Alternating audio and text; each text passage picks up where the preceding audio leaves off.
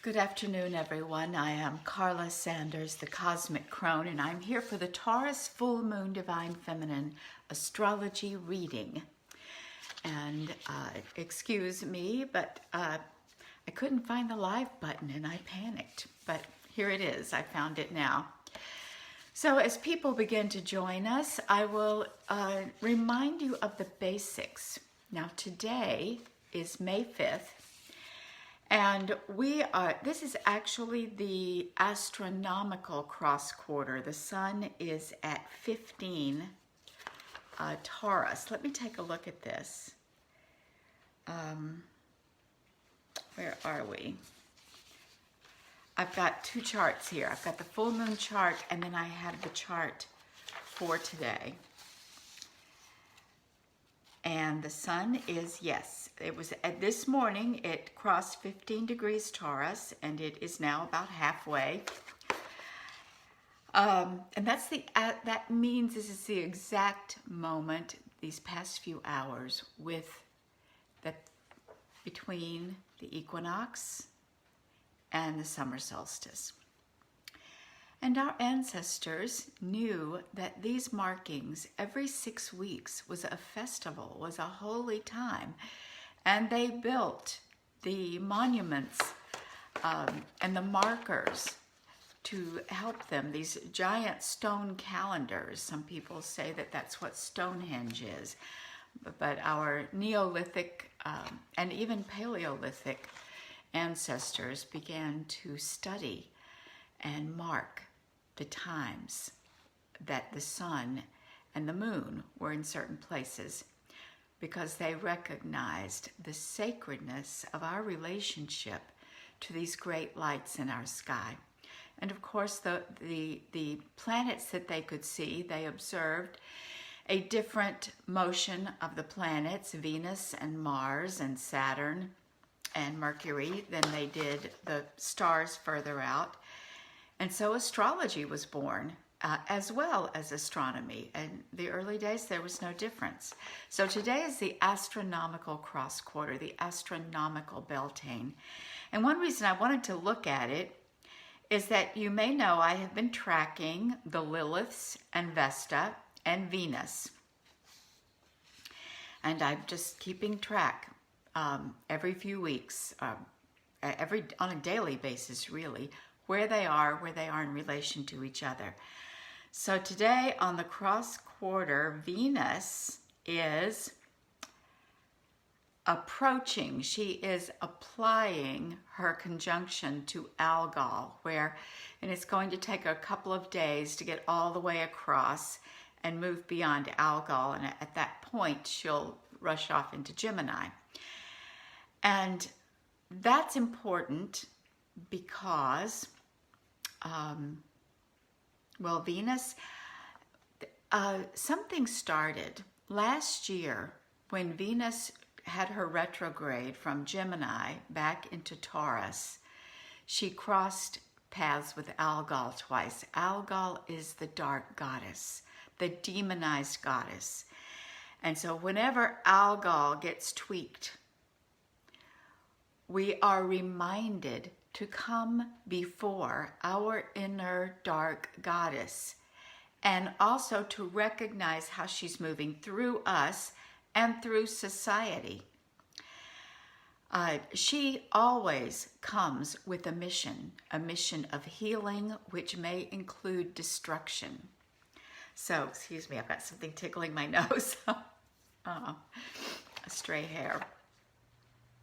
So, the Queen of Heaven has been, at New Moon, she was with Lilith, Black Moon Lilith, and now she has moved over to Algol, and the two of them are in intimate communication with Pluto down in Capricorn.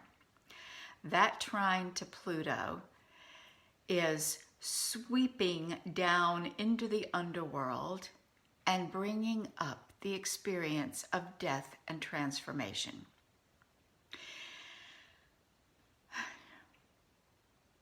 And for some of us, that looks like madness. And I speak of that having various friends contacted me in the past week or so with madness going on in their families, in their circle.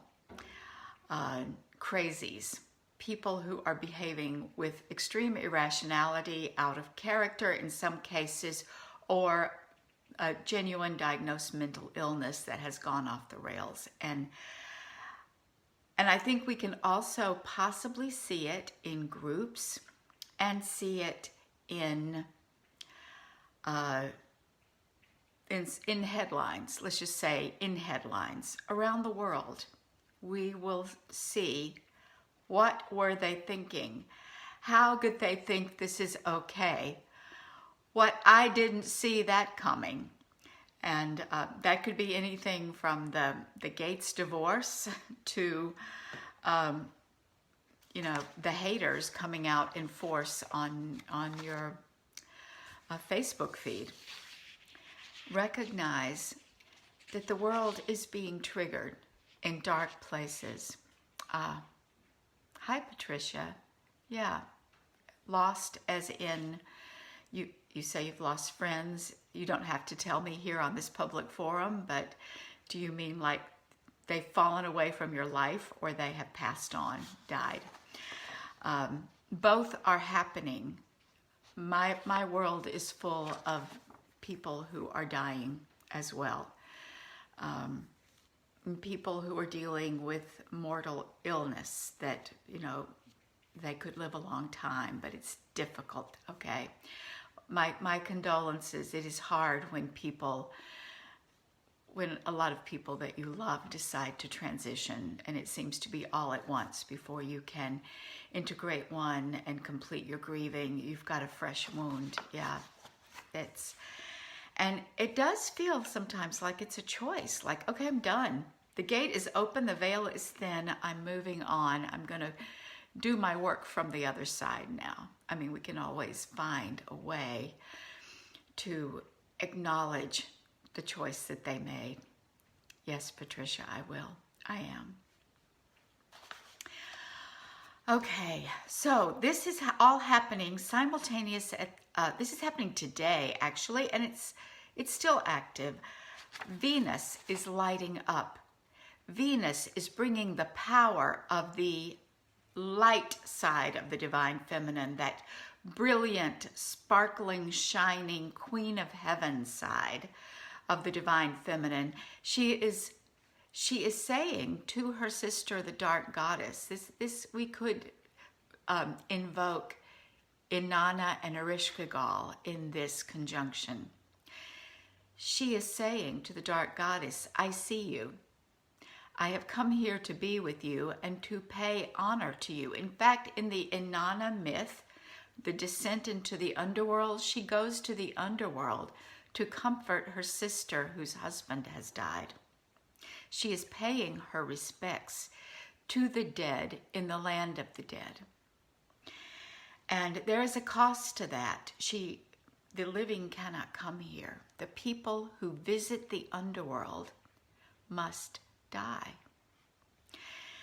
And then those of us who emerge from the underworld are doing so reborn, not to the same that we were. We allow something different to come forth in us.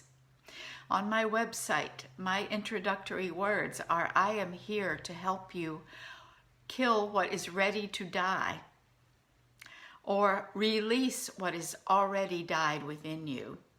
And we tend to want to hang on to the corpse of what is no longer of service, alive in us, valuable to us. And sometimes it's hard. It's easier to drop into self-judgment and think, I must be doing it wrong, rather than understanding that you're not doing anything wrong. It's time to let this go. Something new wants to be born. So this new moon in Taurus, I'm going to switch charts in a minute. I'm going to make sure I've covered all the good stuff. I think this is the most important thing right now.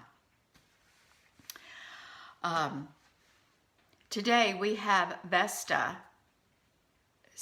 singing in close harmony with Mars. Vesta is the high priestess, and she is, in a sense, giving her instructions to the masculine. The masculine energy that is going to go out and do battle, make changes, make decisions, do her bidding. And so that's true for us. In working with my own coach, that's the conversation that we are having right now. Are you going to allow your inner masculine to go out and do your bidding? Your feminine knows what needs to be done. She employs the masculine. She instructs the masculine to go do it. So we are reminded of that right here with the high priestess and Mars. And recognizing too, I'm looking at this chart, I see that Venus and the demonized goddess are integrating with Pluto, but they're also in a square to Jupiter, and this is today. And Jupiter is expansion, abundance, and the square is an aspect that says you've got to do something to release this. This is locked in energy, but you have a key and you must use the key and open the door and follow the inspiration and take some action, make a decision, and Mars can help with that. So Jupiter is there interacting.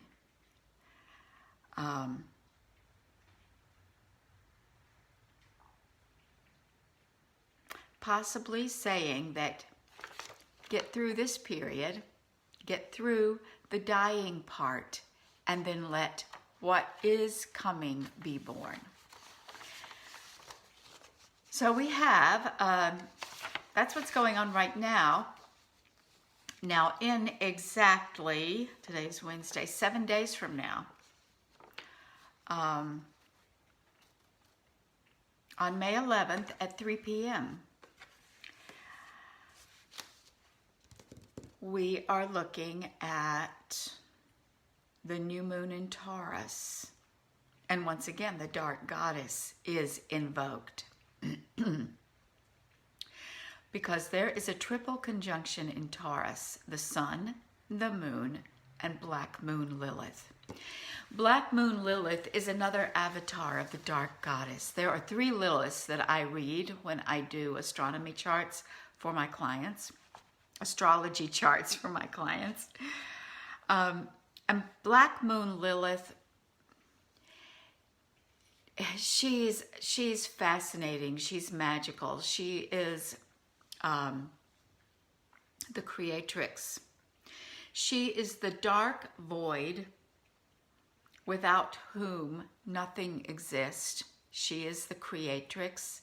She gathers up all that dark energy from the cosmos because she is the dark energy from the cosmos. She is that pure, unadulterated, divine feminine energy that is the dark background of the sky against which we observe the stars and the planets. She is the space.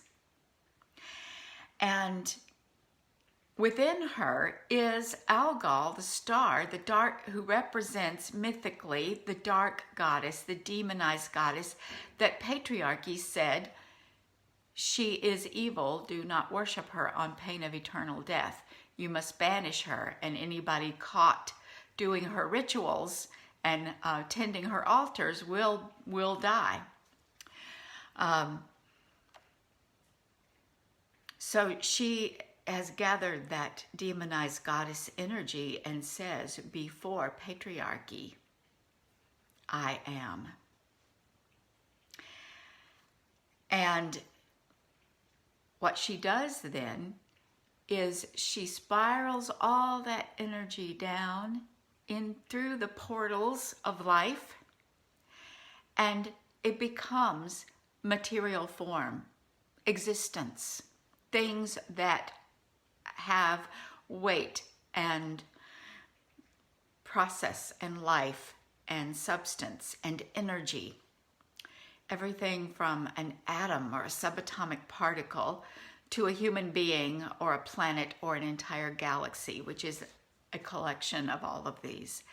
So she is a great miracle. And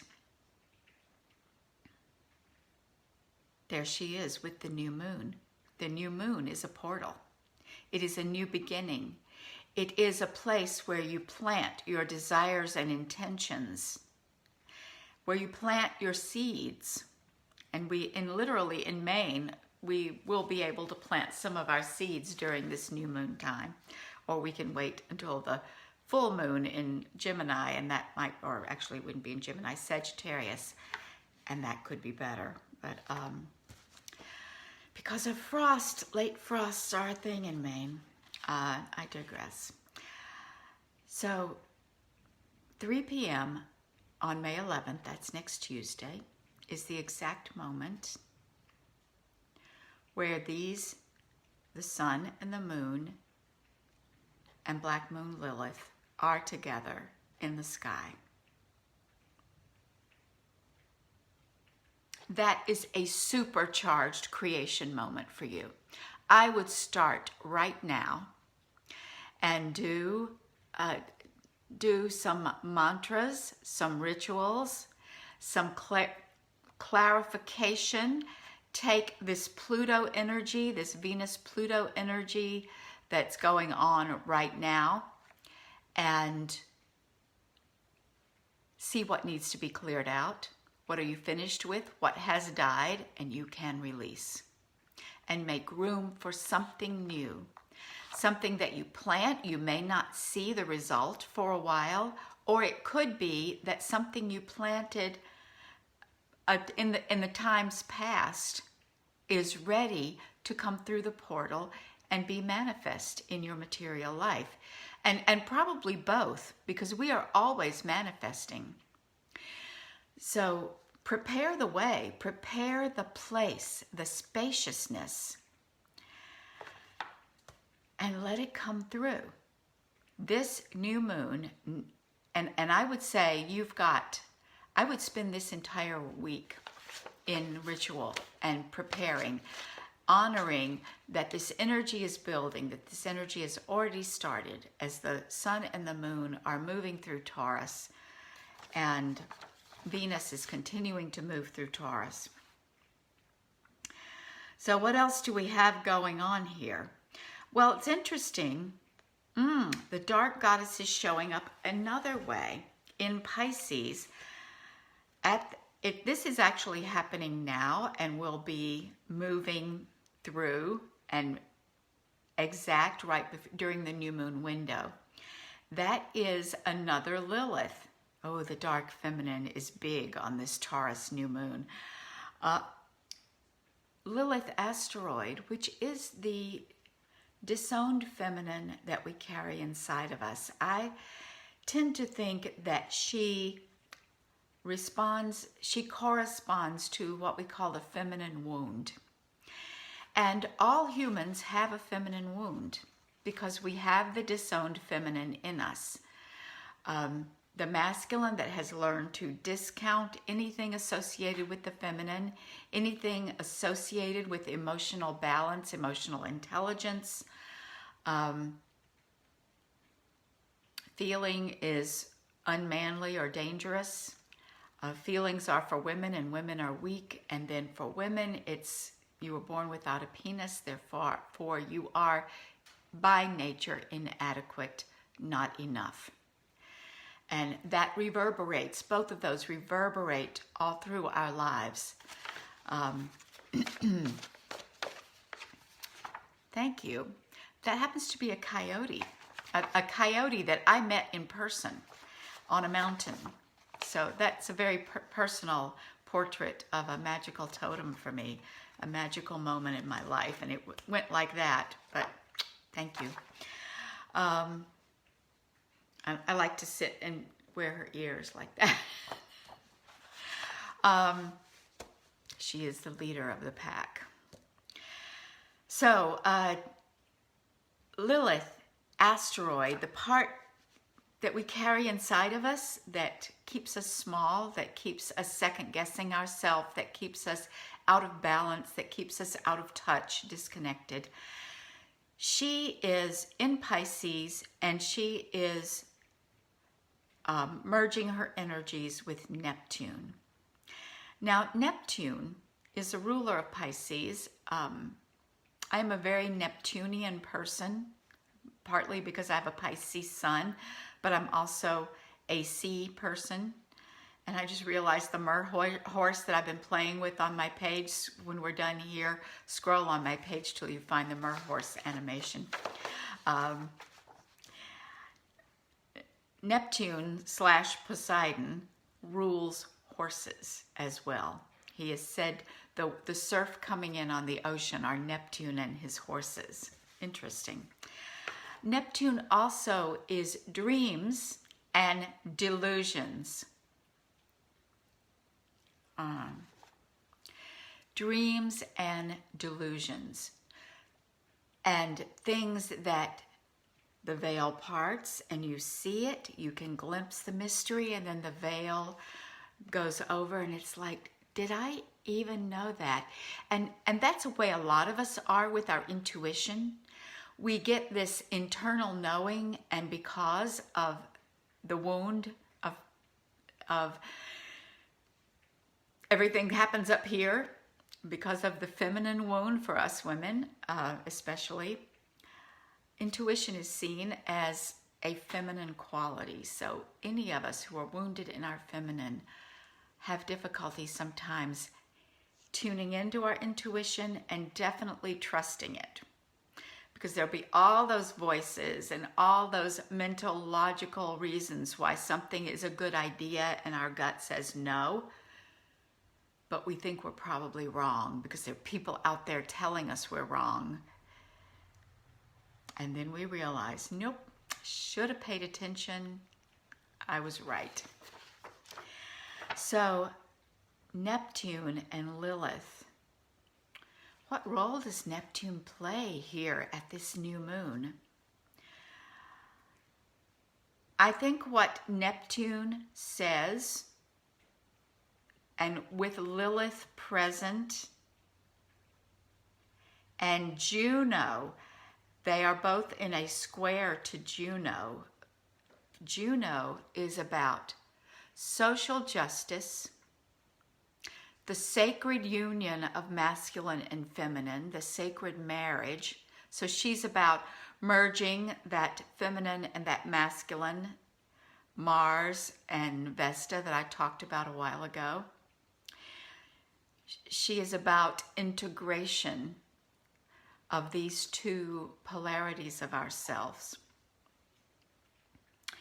And she also stands for what is good for the women and children, recognizing that they are the fundamental unit of a culture, a community, a society, a family. And we tend to think of them as liabilities and commodities to be used and abused and possessed, rather than the guiding impulse, the guiding inspiration for the decisions that we make as a society, a legal, economic, community, personally. What's good for the mothers and children of all the species. So if you're wondering, if you need something to kind of test, like, all right, I'm feeling this in my intuition, something feels off here, but I'm actually experiencing this in my personal life a little bit. I have a fantasy that I wish things were a certain way, and they clearly are not, and they cannot be because of decisions someone else has made. And I keep hanging on to the illusion that it's the way I want it to be, rather than holding a firm boundary and saying, because you have made this decision and you are not at this point willing to change, that thing we both want is not going to happen. I have to be vague, but it's the energy of it. And we all have this going on in our lives somewhere, in a personal relationship or looking at the world around us. So Neptune is saying, trust that intuition. And Neptune can also make it really easy to go into the fantasy contrary to the evidence that it won't work. So what role does Juno play? The role that Juno plays is that if you need something outside yourself to check, am I listening to my intuition, or am I spinning out in a fantasy?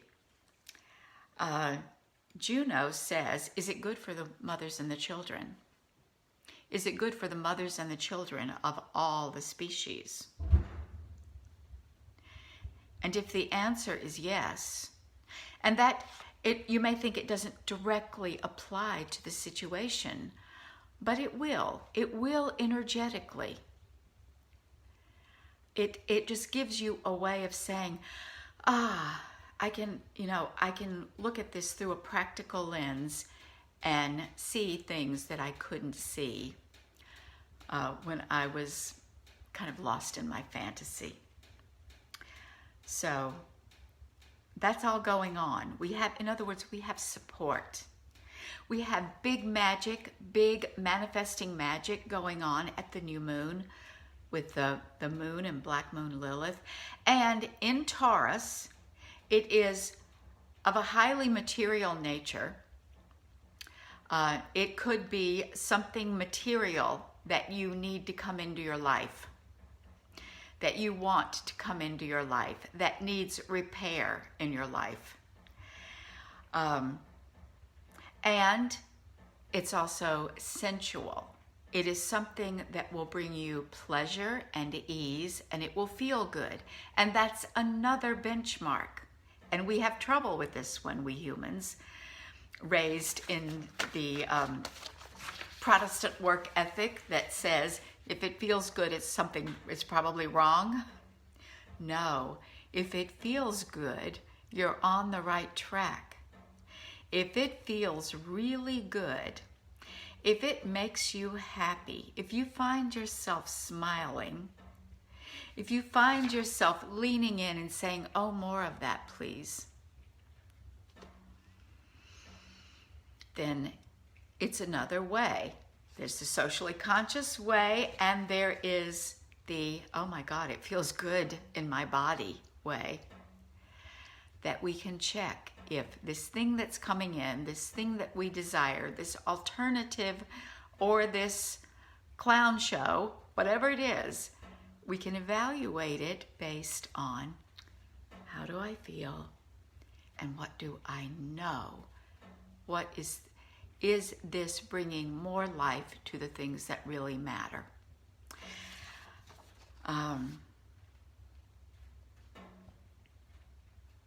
And Algol, the demonized goddess, and Pluto are still communicating with each other. This is going on for a long time, for the next, really probably a solid couple of years, because Pluto is going to retrograde back and forth. In fact, this is an important thing. I'm glad I thought of that, because Pluto just turned retrograde. Sometimes, let me see, is Pluto retrograde here? Yep, Pluto turned retrograde last week. And so that is a time, I've already said that is a time to release what is ready to die or what has already died, and you're clinging to it because you don't realize it's dead, or you think you did something wrong. This is a time to spend time going deep. And you can do this just yourself in a journal. You can do it with support, a circle of friends, a trusted friend, somebody that you have a rock solid feeling has your back. You can do it with a therapist. You can do it with someone like me or some other coach. You can surround yourselves with the right books and the right media that help you process. You can do it with a good massage. Release things in your body. Do it with ritual. Use all the ways at your disposal. And this new moon is a good time to sit quietly and make a list of those things and to feel into what will help me process this, what will help me see what I can't see and release what I have been hanging on to. So while Pluto's retrograde for 5 months, depending on where you are in your journey, you may have 5 months of releasing and digging before whatever you plant at this new moon can emerge. But that's all right, because that stuff has to go to make room for this, and it will be better than you can ever imagine.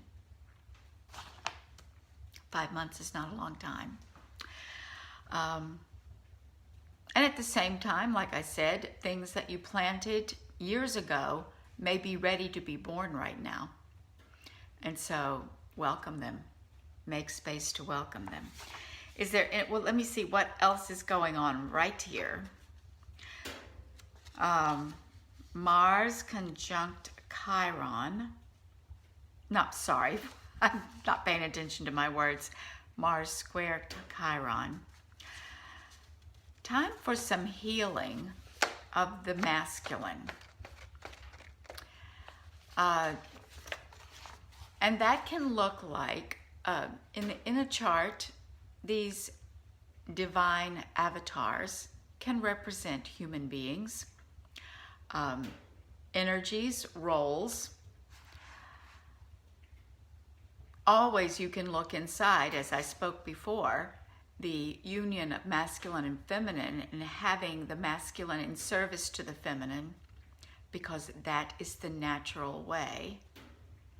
Yeah, people don't understand when I say that. Well, if you're a woman, come to the Womb Wisdom Portal and we'll talk about it.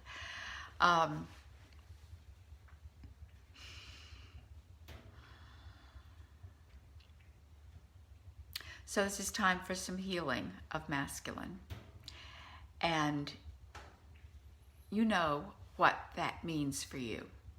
You know whether it's you've been stewing in your disempowered feminine and you need some masculine energy to help lift you out and to help you change some patterns, or it could be that you are carrying a wound inflicted by the masculine and it's time to clear that.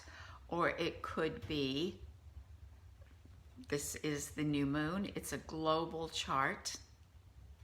We are going to see the masculine going through the pangs of accountability.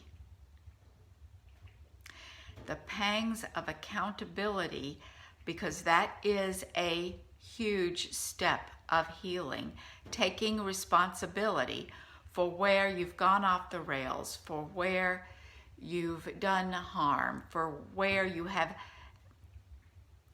persisted in misunderstanding reality, for where you have acted rashly, possibly violently, dangerously, and there are amends to be made. And the first step is some hard accountability. And Chiron is the mentor, a healer and a mentor.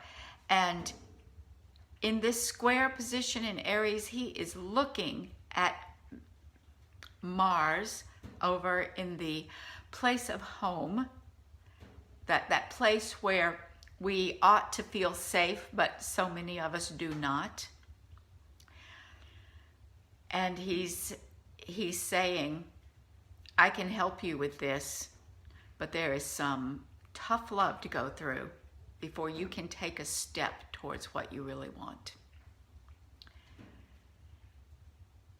So that is all work we can do internally. It's work that's going on the societal level, and it might be easier somehow to see it playing out in our immediate surroundings.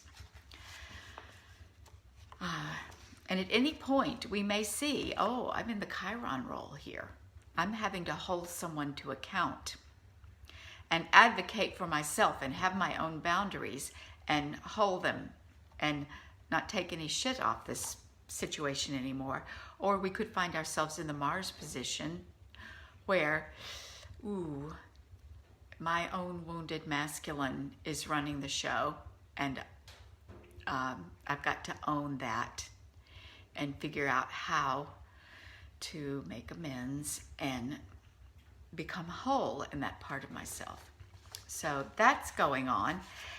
And just to emphasize, I talked earlier about the Lilith asteroid and Neptune and how that can, I don't know that I talked as much about the Lilith asteroid. I talked about how Neptune can open the veil to intuition and truth and clarity of vision, and then make it disappear again before you realize what it was you saw. And inside of that, right now, at this new moon, is the Lilith asteroid. Well, there's another aspect that's going on. Psyche is another one who represents the wound that we believe we cannot heal. That's how I've heard her described. And she is, in many ways, the maiden beginning the initiatory journey of the feminine cycle. And she is opposite Pholus.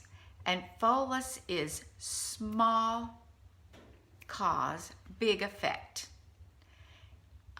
He has a few things in common with, like, Pandora, opening the box and letting all the demons and troubles of the world emerge.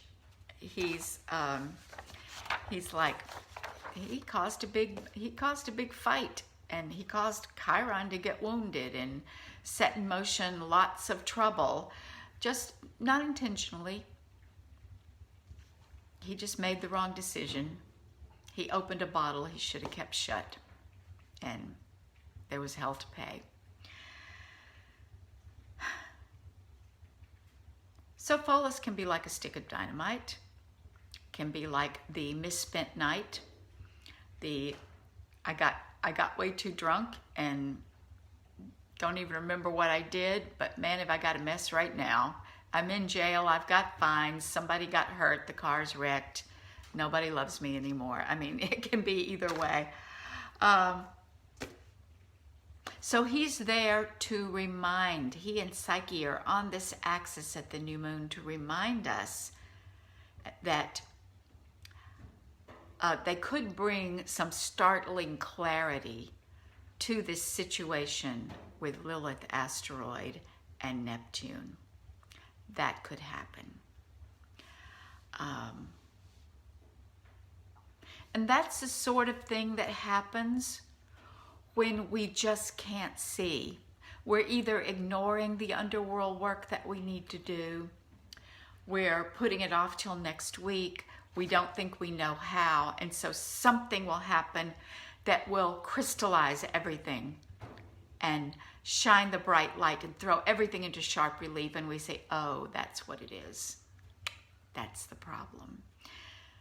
I can't ignore this anymore. Don't you just love new moons?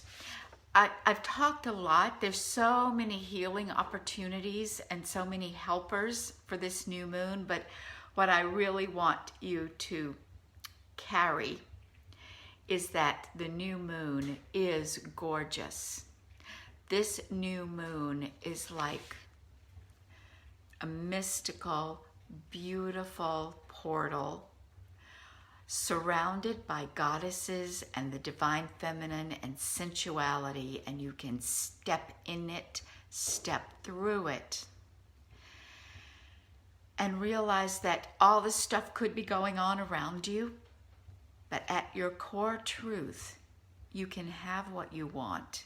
You are in creative mode, and all of this ugly stuff, scary stuff, I'm pulling my hair out stuff, is in service to you. It's in service to this moment of creation in the Taurus new moon portal. And that is our reading. And I'm glad I got ahead of it this time, so you have time to prepare. Reach out to me if you would like your own Divine Feminine Astrology reading or would like to do even deeper work with me. I am here for you. Just send me a message and say, well, how do we get started? And go with all of my love and regard for... Oh, hi, Jessica. Thank you. Thank you for the purple hearts. Before I go, I'm going to check in. Okay, I'm going to come back to the comments and check on some of your comments. I really appreciate you all showing up with me here. So, bless it. You'll see me again. I probably will not be able to resist talking about this new moon again. See you. Bye-bye.